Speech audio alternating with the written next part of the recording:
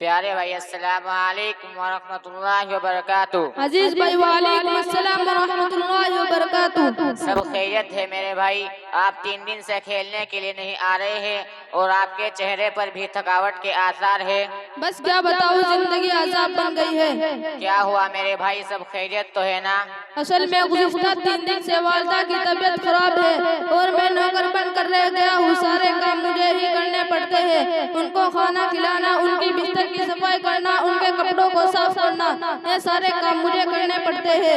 माशाअल्लाह जबरदस्त, फिर तो आप बहुत खुश नसीब है। खुश नसीब और मैं, वो कैसे?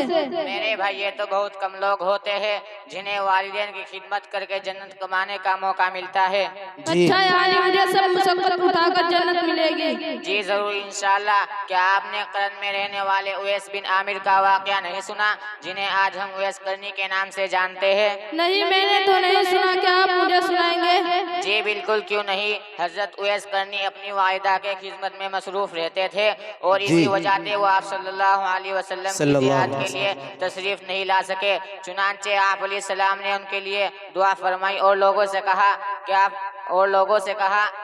अलैहिस्सलाम ने उनके लिए दुआ फरमाई और लोगों से कहा कि अगर उनसे तुम्हारी मुलाकात हो तो वो अपने लिए मग़फ़िरत की दुआ फरमाए। सुभान अल्लाह, यानी वालिदैन की खिदमत का ये अजर कि उन्हें नबी करीम सल्लल्लाहु अलैहि वसल्लम से दुआ मिल सकी।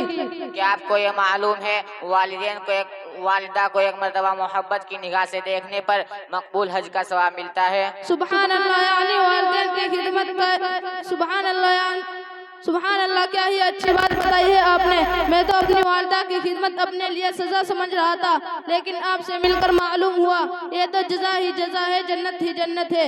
आज से इंशाल्लाह मैं भी अपनी वालिदा की पूरी खिदमत करूंगा। जी अच्छा भाई, अस्सलाम वालेकुम। वालेकुम अस्सलाम व रहमतुल्लाहि व बरकातुहू।